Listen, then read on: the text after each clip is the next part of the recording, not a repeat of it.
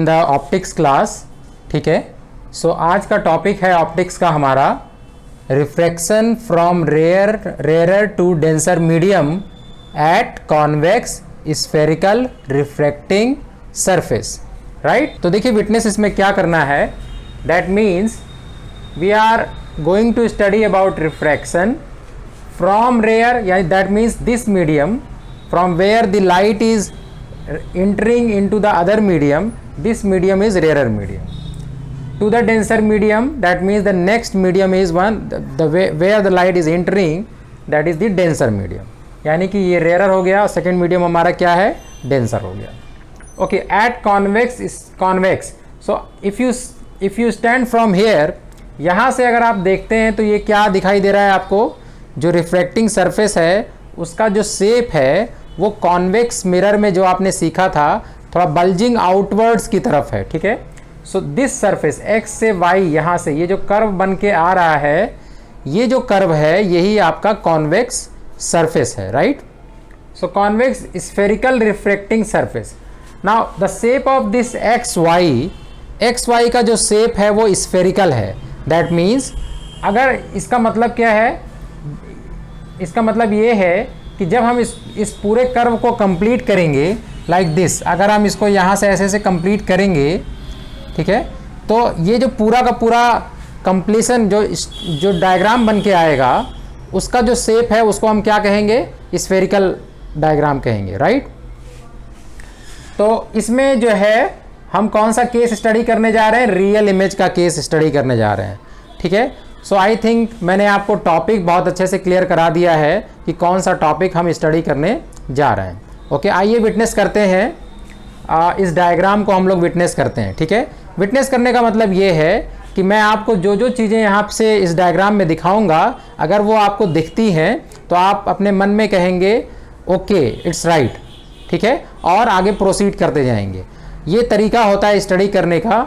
ठीक है, तो देखिए क्या आपको ये दिखाई दे रहा है, यहाँ पे ऑब्जेक्ट ओ से हमने एक पॉइंट ऑब्जेक्ट मार्क कर रखा है ओ। ये पॉइंट ऑब्जेक्ट जो है यहाँ से एक इंसिडेंट रे जा रही है, ये आपको दिखाई दे रहा है आपको। ठीक है, विटनेस करते रहिए। अच्छा, जहाँ पे ये मिल रही है, यहाँ पर जहाँ पे मीटिंग पॉइंट है ए, जो ए क्या है, a meeting point of incident ray with the spherical refracting surface.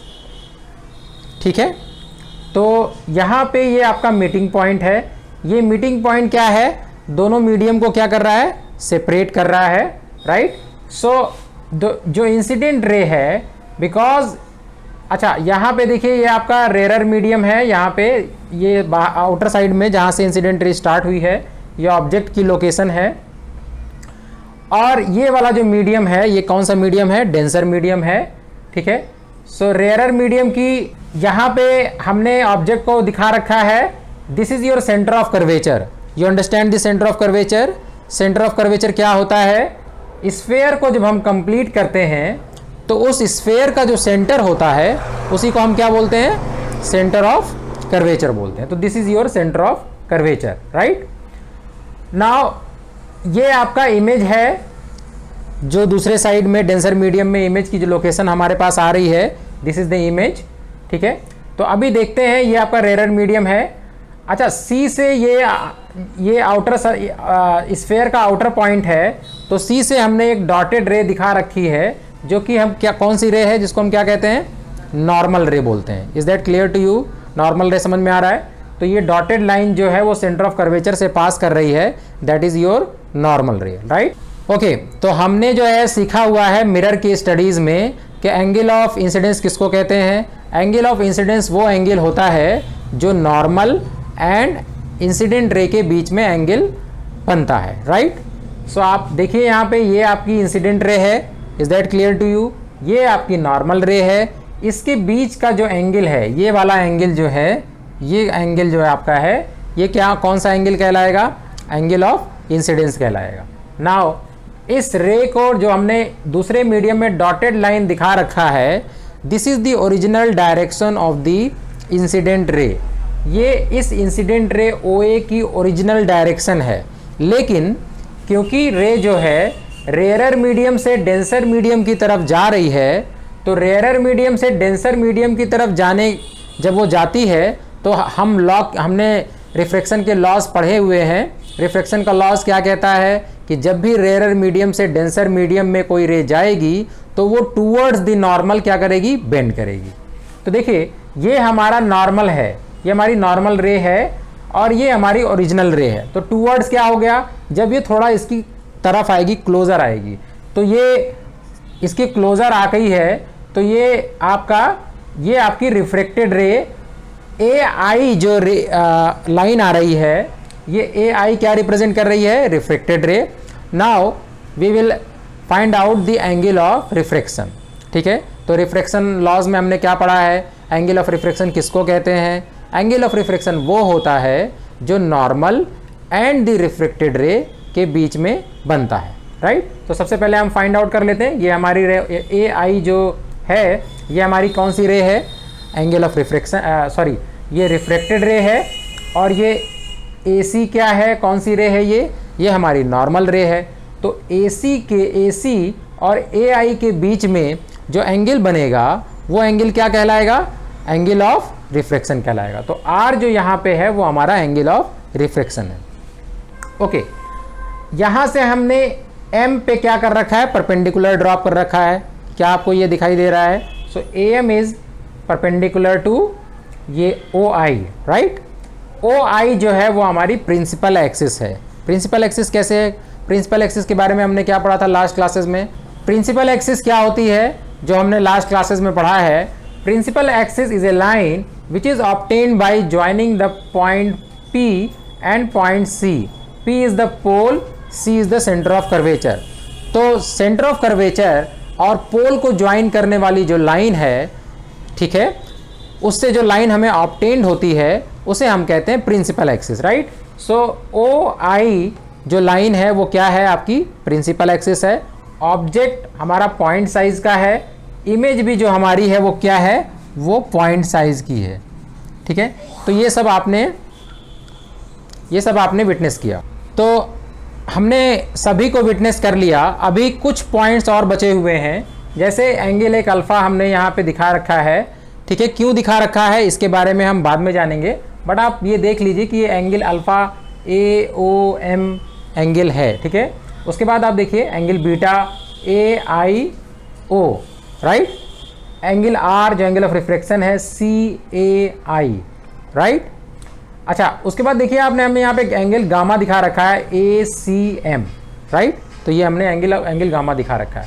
उसके बाद आप देखिए ये ऑब्जेक्ट आपका यहाँ है, तो यू से हमने दिखा रखा है ऑब्जेक्ट डिस्टेंस, ये हमारी इमेज डिस्टेंस, और ये हमारा क्या हो गया, radius of curvature P C, that जो वैल्यू होती है वो रेडियस ऑफ कर्वेचर के इक्वल होती है, राइट। ओके, सो बेसिकली हम करने क्या जा रहे हैं, ठीक है। रिफ्रैक्शन के बारे में जो बेसिक अंडरस्टैंडिंग हमारी बनी वो कहाँ से बनती है? रिफ्रैक्शन के बारे में जो हमारी बेसिक अंडरस्टैंडिंग बनती है वो स्नेल्स लॉ से बनती है, ठीक है।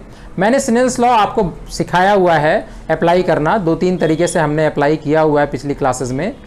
सो Snell's law, mu refractive index और साइन आई का प्रोडक्ट जो है वो कांस्टेंट के बराबर होता है, ये आपने सीखा है, राइट। तो ये आपका इंटरफेस है एक्स वाई, तो यहीं पे हम स्नेल्स लॉ लगाएंगे, ठीक है। तो स्नेल्स लॉ देखिए, स्नेल्स लॉ क्या कहता है कि μ1, क्योंकि पहला मीडियम आपका क्या है, μ1 है, तो हमने यहाँ पे कर दिया sine I is equal to μ2 sine R, ठीक है। Is that clear to you? This is your R, this is your I. I क्या है, एंगल ऑफ इंसिडेंस है, आर क्या है, एंगल ऑफ रिफ्रैक्शन है, μ1 जो है refractive index of the rarer medium है, μ2 जो है refractive index of the denser medium है। तो देखिए ये तो डायग्राम आप बना लेंगे, राइट। डायग्राम बना लेंगे, डायग्राम के जो पार्ट्स हैं जो उसमें लिखना है वो भी आप लिख लेंगे, right. The thing is that आपको बार बार मैं क्लासेस में बताता हूँ कि कोई प्रोसेस स्टार्ट कैसे होता है वो आपको देखना है, ठीक है। तो जब भी हम डेरिवेशन करते हैं या जब भी हम किसी प्रोसेस को स्टार्ट कर रहे हैं, तो आप देखिए जब भी रिफ्रैक्शन की बात आ रही है तो हम हमेशा यहाँ से स्टार्ट करते हैं। क्या आप इसको विटनेस कर पा रहे हैं? μ1 sine I is equal to μ2 sine R. तो स्टार्ट हम यहाँ से कर रहे हैं, राइट। और जो हमारा डेरिवेशन है वो इसी की स्टार्टिंग से हमारी डेरिवेशन एक एंड तक जाएगी, ठीक है। Is that clear to you? तो स्टार्टिंग हमारी ये है, राइट। नाउ सिंस एजम्पशन ये है, assumption is all angles are small, all angles are small, therefore sin I can be written as I sin R can be written as R because they are very small angle, right? So in case of the जो small angle mathematics में, तो sign जो उसका angle की जो value है और जो उसका साइन हम निकालते हैं वो वैल्यू जस्ट इक्वल आ जाती है, ठीक है। उसमें बहुत ज़्यादा चेंज नहीं आता है, राइट। तो अभी हम क्या करेंगे, हम यहाँ पे ये इक्वेशन नंबर हमारी 1 हो गई। अब हमें इस यहाँ पे लिख लेते हैं μ1 I इज इक्वल टू क्या हो जाएगा आपका μ2 R, right. μ1 I is equal to μ2 R, ये हमारी इक्वेशन नंबर हो गई second. Is that clear to you? देखिए इस एजम्पशन के बाद हमने स्टार्ट यहाँ से किया था, आपको ध्यान देना है कि हमारा प्रोसेस जा कैसे रहा है। मैं बार बार रिपीट कर रहा हूँ कैसे हम एक एक स्टेप में बढ़ रहे हैं। हमारी जो स्टार्टिंग है वो यहाँ से हो रही है, उसके बाद हम कुछ मैथमेटिकल लॉज और जो भी हमारे बैक की अंडरस्टैंडिंग है उसका यूज़ करके हम इस रिजल्ट पे हम यहाँ पर आए हुए हैं, right. Okay, now we do not know about the value of I, we do not know the value of R। क्या वैल्यू ऑफ I और R के बारे में हमें पता है? नहीं पता है। हमें ना I के बारे में पता है, ना R के बारे में पता है। हमें μ1 के बारे में पता है, μ2 के बारे में पता है, राइट। सो जब हमें ये पता नहीं है, सो हमारे पास ये डायग्राम है। इस डायग्राम से हमारी जो ज्योमेट्री की नॉलेज है, उस नॉलेज से हम I की वैल्यू निकालने की कोशिश करते हैं, राइट। सो I की वैल्यू निकालते हैं। तो I देखिए, if you see I, so I यहाँ से देखिए ये एक ट्रायंगल ऐसे बन रहा है। ये जो आपकी नॉर्मल रे है, ठीक है, ACO। Can we take this triangle? I की वैल्यू निकालने के लिए I की वैल्यू हम अल्फ़ा और गामा के रेस्पेक्ट में निकाल सकते हैं। क्या आपको कुछ याद आ रहा है? जो ज्योमेट्री में आपने 8th या 9th क्लास में पढ़ा था, आपने कुछ ऐसा पढ़ा था, exterior angle theorem, right. So this is your triangle, triangle is CAOC, और ये वाली जो आपकी AC है, AC, ये एक्सटेंड कर रही है, ठीक है, ये स्ट्रेट लाइन बन रही है यहाँ से। सो एंगल I जो है वो ट्रायंगल AOC का एक्सटीरियर एंगल है। Is that clear? ठीक है, देखिए considering triangle AOC, considering triangle AOC, right, I is the exterior angle,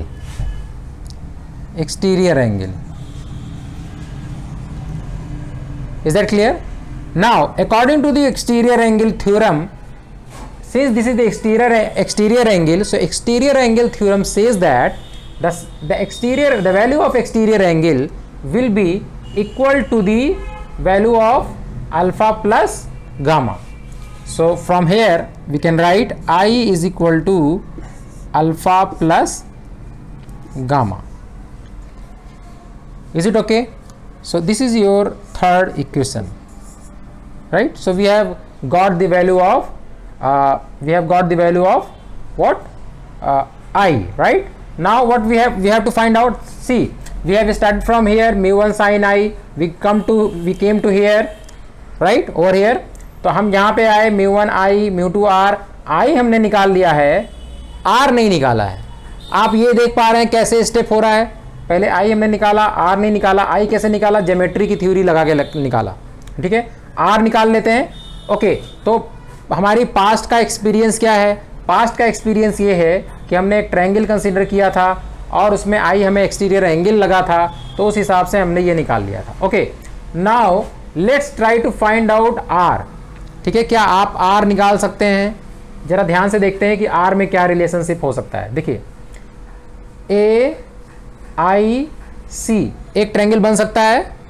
अगर आप इसको एक्सटेंड करेंगे तो गामा जो हो जाएगा वो क्या होगा, आपका एक्सटीरियर एंगल होगा। अच्छा, एक बात मैं आपको बताना भूल गया, हमारे पास refraction at convex surface, refraction at concave surface, real image, concave image, ठीक है, जितने भी डेरिवेशंस होंगी, उसके बाद माइक्रोस्कोप का जो डेरिवेशन करेंगे, टेलीस्कोप की डेरिवेशन करेंगे, तो सभी में हम अल्फा, बीटा, गामा इस तरीके के एंगल से डिनोट करेंगे, राइट। अगर हमने यहाँ पे इंसिडेंट रे और प्रिंसिपल एक्सिस के बीच में जो एंगल अल्फा से मार्क किया हुआ है, तो मैं आपको याद दिला दे रहा हूँ कि आने वाली जितनी भी डेरिवेशंस करेंगे तो वहाँ पे हम अल्फा को ही मार्क करेंगे। उसके बाद इमेज के साथ बीटा हमने मार्क किया हुआ है, तो आने वाली जितनी भी डेरिवेशंस होंगी वहाँ पे हम बीटा ही मार्क करेंगे, राइट। और सेंटर ऑफ कर्वेचर के साथ अगर हमने गामा मार्क किया हुआ है तो आने वाली जितनी भी डेरिवेशंस होंगी वहाँ पे हम गामा मार्क करेंगे, राइट। इससे क्या है, ये हमने अपनी कन्वीनियंस के लिए किया हुआ है। आप चाहें तो कोई और भी एंगल्स लिख सकते हैं, बट मेरा जो एक्सपीरियंस है वो ये कहता है कि अगर आप एंगल्स को सेम रखते हैं तो आपके लिए समझने में ज़्यादा आसानी रहेगी। Okay, so considering triangle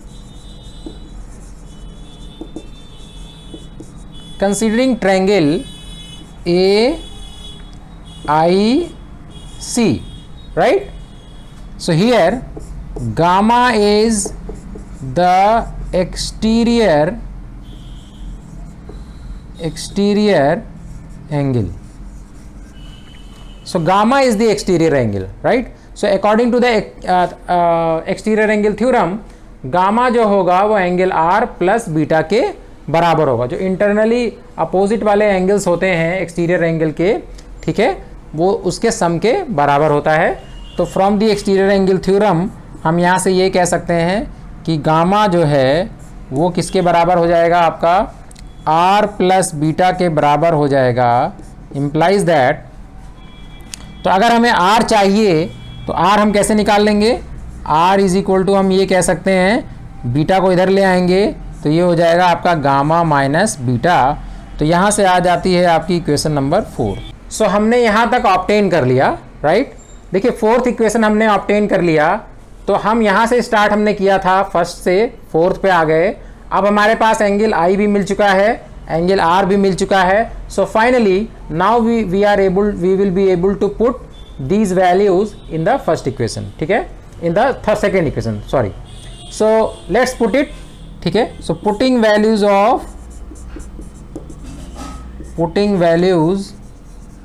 of I and R in equation second, right. तो सेकेंड इक्वेशन में हम रखते हैं, तो जब हम इसे रखेंगे तो यहाँ से हमारा रिजल्ट क्या आ जाएगा, हमारा रिजल्ट आ जाएगा, रखिए इसमें, सो μ1 यहाँ पे आ जाएगा आपका alpha plus gamma is equal to μ2, ठीक है। फिर आपका आ जाएगा यहाँ पे गामा माइनस बीटा, क्योंकि यहाँ पे आर था तो आर की वैल्यू हमने क्या निकाली है, यहाँ पे गामा माइनस बीटा, यहाँ पे आर है हमने लिख दिया, यहाँ पे आई है तो हमने μ1 अल्फ़ा प्लस गामा लिख दिया, ठीक है। तो सिंपली हमने ये वैल्यू निकाल करके फिर हमने इसमें उठाकर रख दिया। Is that clear to you, ठीक है। तो अब आगे चलते हैं। ओके, सो अल्फ़ा यहाँ तक हमने डिराइव कर लिया है, alpha gamma beta are very small angles, right. So आपने क्या पढ़ा है स्टार्टिंग की क्लासेस में, आपने पढ़ा है कि अगर थीटा बहुत स्मॉल होता है तो this theta, this can be written as R, this is your L, so theta is equal to we can write it L upon R, this value is very small, so for small angles we can write it, right. So यहाँ पे देखिए μ1 alpha very small angle, और उसके सामने जो curve बन रहा है वो ए एम का बन रहा है, A M, right. So we can write it like A M upon O M, so we can write it A M upon O M plus now यहाँ पे देखिए गामा, जहाँ पे गामा एंगल है, सो आप देखिए गामा इसके ये आगे आ रहा है, ठीक है, कर्व की तरह से एल की तरफ से, और ये आपका सी एम हो जाएगा, ठीक है। तो हम यहाँ पे लिखेंगे A M upon C M, right. क्या आपको समझ में आ रहा है कि कैसे हम आगे बढ़ रहे हैं? यहाँ पे भी हम लिख लेंगे A M upon C M minus, ध्यान दीजिए beta, in case of beta, beta के केस में क्या आ रहा है ए एम, और यहाँ से क्या आ जाएगा एम आई, राइट। सो यहाँ पे आ जाएगा आपका ए एम अपॉन एम आई। सो ये हमने इंक्लूड किया। अच्छा, अगर आप ध्यान से देखिए ए एम ये सब में सेम आ रहा है, तो हम इसको ऐसे कट कर सकते हैं, डिवाइड कर देंगे बोथ साइड में, तो हमारी ये इक्वेशन आ जाएगी, ठीक है।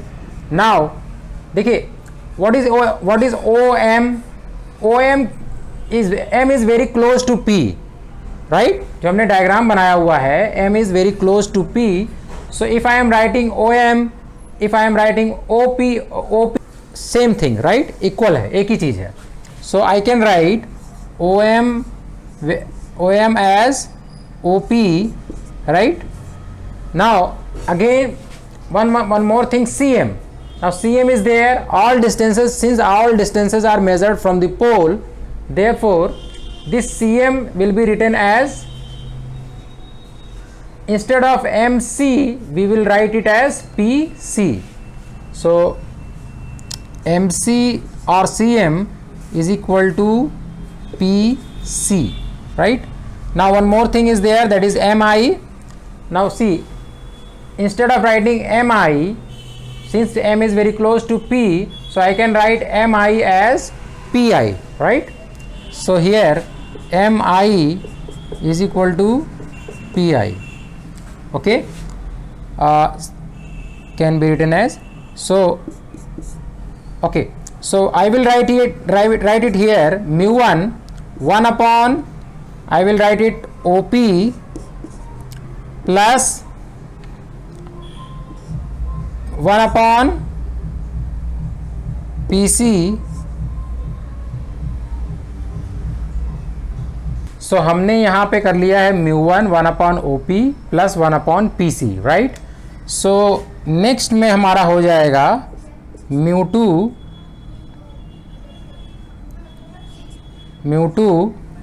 और 1 upon, यहाँ पे हो जाएगा cm, जहाँ पे है तो उसे हम लिख सकते हैं pc माइनस, यहाँ पे 1 अपॉन mi, तो इसे लिख सकते हैं 1 अपॉन pi, ओके। नाउ जैसा कि हमने कन्वेंशन में पढ़ा हुआ है, कार्टेशियन कन्वेंशन यहाँ पे अप्लाई की जाएगी। तो कार्टेशियन कन्वेंशन में हम क्या करते हैं कि इंसिडेंट रे की डायरेक्शन में जो भी डिस्टेंसेस हम मेज़र करते हैं वो पॉजिटिव लेते हैं, और इंसिडेंट रे के अपोजिट जो मेज़र करते हैं वो हम क्या लेते हैं, नेगेटिव लेते हैं। तो देखिए यहाँ पे u जो इंसिडेंट रे की डायरेक्शन o से m की तरफ है, और u जो मेज़र होगा वो p से o की तरफ मेज़र होगा, इसलिए mo जो होगा वो क्या हो जाएगा, नेगेटिव होगा, यानी u की वैल्यू क्या हो जाएगी, नेगेटिव हो जाएगी। r की जो वैल्यू है वो p से c की तरफ है, इसलिए r की वैल्यू क्या हो जाएगी, पॉजिटिव हो जाएगी। सिमिलरली ये जो इमेज की जो वैल्यू है वो इंसिडेंट रे की डायरेक्शन में है, इसलिए v क्या हो जाएगा, पॉजिटिव हो जाएगा। तो इसी में हम वैल्यूज को रख लेते हैं। mu1 1 अपॉन ओपी को हम क्या लिख सकते हैं, ओपी, यानी हम लिख सकते हैं 1 upon minus you, right, plus PC को हम क्या लिख सकते हैं, पीसी को लिख सकते हैं 1 upon plus R, we can write it like this, 1 upon plus R, okay, according to the sign convention. फिर mu2 यहाँ पे हम लिख लेंगे पीसी को लिख लेंगे 1 अपॉन आर, और हमारा पी जो रहेगा, पी क्या है, पी पॉजिटिव है, इसलिए यहाँ पे हम कर लेंगे v, ठीक है। तो ये पॉजिटिव हो जाएगा क्योंकि इंसिडेंट रे की डायरेक्शन में है। तो यहाँ से अभी हम सॉल्व करके निकालेंगे, तो ये आ जाएगा mu1 upon minus U plus mu one upon R is equal to mu two upon R minus mu two upon minus V, right. So अभी हम क्या करेंगे, इसके बाद यहाँ से हम फाइनली लिख सकते हैं mu one upon minus you, ये नेगेटिव का है तो इधर आएगा तो क्या हो जाएगा, पॉजिटिव हो जाएगा। सॉरी ये माइनस नहीं है, ठीक है, तो ये इधर आएगा तो पॉजिटिव हो जाएगा। तो यहाँ हम लिख लेंगे mu two upon V is equal to mu two upon R minus mu one upon R. तो यही हमारी क्या हो गई, डेरिवेशन हो गई जो हम डिराइव करना चाहते थे, ठीक है। तो इस तरीके से हमारा ये हमने जो हमारा टॉपिक था कि कॉन्वेक्स स्फेरिकल रिफ्रैक्टिंग सरफेसेस के लिए केस वन जब रियल इमेज बन रही है, ये दोनों की दोनों रे जा करके यहाँ से जा रही है, जो स्ट्रेट जा रही है, जो सेंटर ऑफ कर्वेचर से जा रही है, वो जाके यहाँ पे मिल रही है, तो इमेज का फॉर्मेशन हो रहा है। So since in this case real image is formed, so ये हमारी डेरिवेशन हो गई, ठीक है। Since in this case real image is formed, so ये हमारी डेरिवेशन हो गई, ठीक है। तो मुझे लगता है कि आपने एक एक स्टेप को समझा होगा, गौर किया होगा, ठीक है। तो आइए अब करते हैं हम next case, that is virtual image का केस